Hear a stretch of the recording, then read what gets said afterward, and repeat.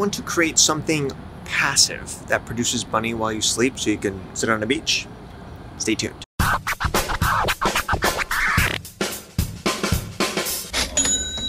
What's up everybody, it's Adrian Brambila here, and you're watching one video in a series of 30 on how to make money online for beginners. Currently I'm filming this in the Florida Keys. I did not work at all today, yet this is how much I made. How's that possible? How does that make sense? When I was growing up, I was taught the best way to make a lot of money was to climb my way up the corporate ladder. And eventually, if I kept at it, I would eventually have maybe a six-figure job or more. But I always had to work. No one ever told me that I actually could do stuff like this and still make a full-time living, or 10 times more than a full-time living is. Do I look like this every day and sit on the beach, drink Mai Tais? Is that really what it's the epitome of making money online and success is? No, not really. You could do that if you wanted to, but I'd imagine that you would get bored. But I digress. The point of this video is to basically teach you some strategies on how to save you more time and eventually turn your side hustle and make it passive. You've learned a lot of different ways to monetize and create an online business in this course, and this applies to all of them, plus there's others that I haven't even talked about. A little disclaimer that one strategy I'm going to talk about today in the concept of outsourcing may trigger some people, but hopefully through the educational process of what outsourcing does, you may be enlightened from it. But I do want to put that little warning out there. My free 30-day course is geared for beginners, so I'm assuming you are a beginner and you are not making a full-time living yet from the internet. But if you are, maybe this video can help as well. The first concept we're going to talk about is the concept of outsourcing. I'm born and raised in America, and because I live here, it is definitely a blessing because there are other places in the world, just for example, where the dollar value is worth so much more. And compliments to Tim Ferriss, who first taught me this concept of what's called geo-arbitrage, and it's basically taking your currency and purchasing goods or hiring people in different countries where your currency is basically worth 3 times more, 4 times more, or even 10 times more. I know I have audiences all over the world, but if you're someone who lives in a country that has a stronger currency, you're just super lucky because you'll be able to hire people that very intelligent, smart, without having to pay your country's salary. For my online empire, I basically have 5 employees. I have my dad, who I retired. I have to pay him in American dollars. Dad, you're welcome. I'm just kidding. 2, I have a blogger in Iowa. She's awesome.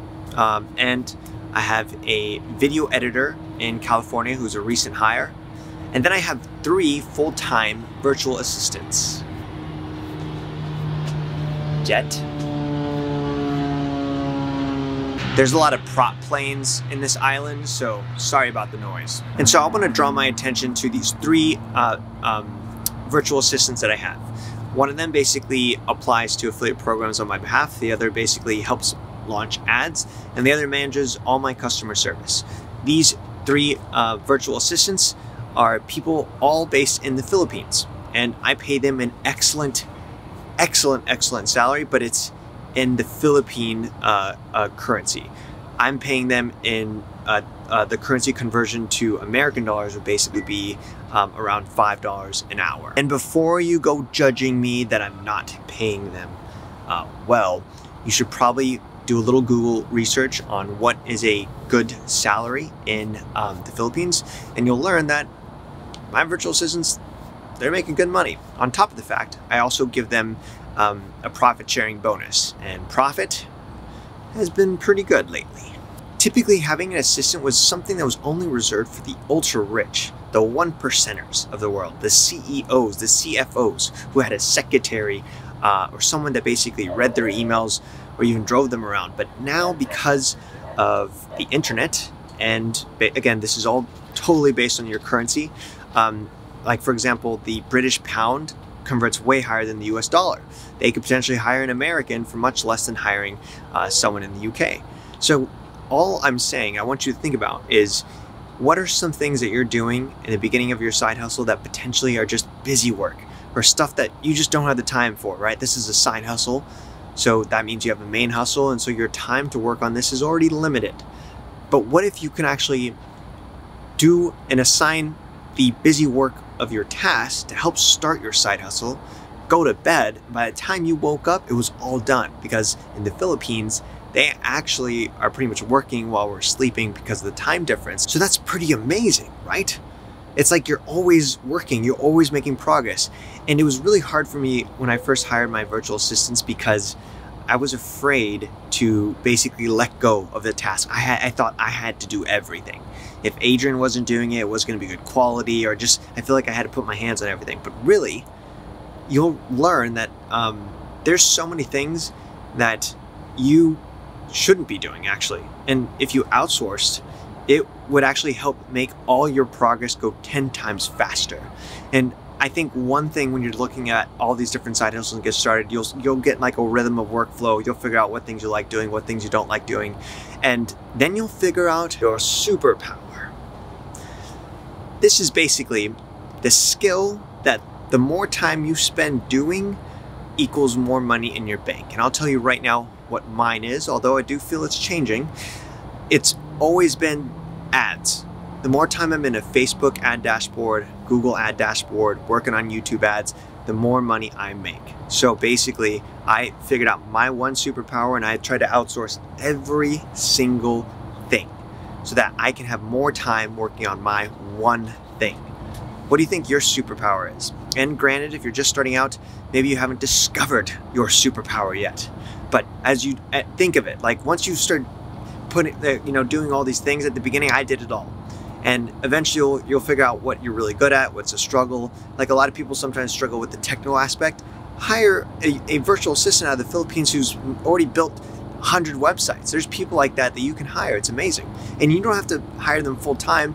There's a lot of virtual assistants who would love to just take an extra 10 hours on top of other jobs they're doing. So there's one website in particular that I've basically hired all my virtual assistants. It's right here. And it's a website I'm totally not affiliated at all, but I basically have applied to it, and you get to like interact and interview people. I always interview my virtual assistants typically on a chat. I just want to make sure that their English is really good and that they understand what their work is, and then also seeing their portfolio. And sometimes I'll hire them on a trial to basically say, hey, can you try doing this? And then just one little like 10-hour assignment, and then evaluate at the end. If you think right now you don't make enough money to hire a virtual assistant, I'll tell you right now, if you make at least $40,000 a year, you can hire a virtual assistant. You can afford to. It all is going to depend on your mindset of your value of your time. Because if you take your time and what it's worth, basically just take your salary divided by 160, which is a 40-hour work week, and then you can basically figure out what your cost per hour or value per hour is.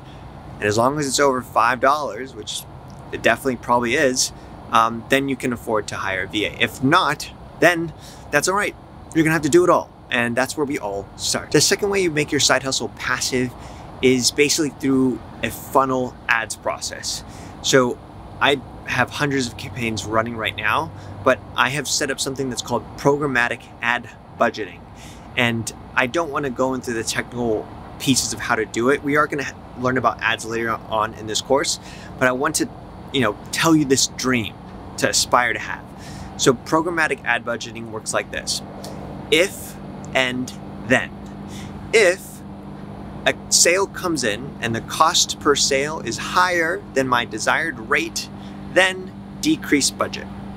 Or if a sale comes in from my ad and it's lower than my desired rate, then increase budget. Programmatic ad budgeting is how I'm able to basically be here, bike all day, and drink Mai Tais if I wanted to, and still have my business working. Because although I'm not working right now, my ads are working.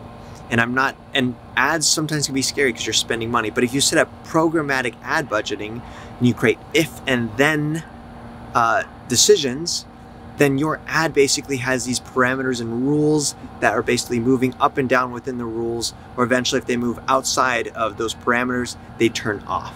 And so that is how, if you ever wondered, how is Adrian able to do all this? It's because I don't need to spend as much time on my ads. I have these programmatic ad budgeting set up across everything. So that's a really advanced thing, but I wanted to kind of paint this idea for you that it's possible to basically eventually, once you figure out what your offer is, your formula, and you start outsourcing some of the busy work, already that's going to save you time. And then that last final piece, when you have your ads and you set up that programmatic ad budgeting, you, my friends, will have a passive income business, and they rock. What do you think of the concept of outsourcing? I want you to comment below, honestly, if you feel like that seems strange or something you would consider. I know it took me a little bit to kind of like understand what it's about, but now that I do it, I love my entire team all across the world, and I was actually planning on visiting them before COVID hit, and I was going to do this awesome like retreat. One day it would definitely happen. I know creating a side hustle from the beginning is hard and it takes time, so I wanted to throw in this video in the course just to tell you that if you have the financial means and you also happen to be born in a very fortunate place that has a strong currency, you don't have to do it all. You can outsource, and if you can, you definitely should. Have you been enjoying the free 30-day course? I would love to hear your comments if you watched every single video, and I'm so excited. These next parts of this course is going to be intense. We're going to learn about ads, we're going to learn about how to build websites, and it's going to be technical, but I'm going to try to make it as easy as possible. Thanks so much for watching. This is Adrian Brambila. Peace. When I started my very first side hustle, I was working at a call center making $27,000 a year. If I could pinpoint how I got from then to now, it would definitely be by the power of habit. It's one of the hardest things to create, but once you have it, you feel unstoppable. To help you build it, I've created the Side Hustle Journal, which is a daily journal that will help hold you accountable to working on your side hustle and creating an amazing business and life that you love. Go to adrianbrambila.com/journal to check it out today.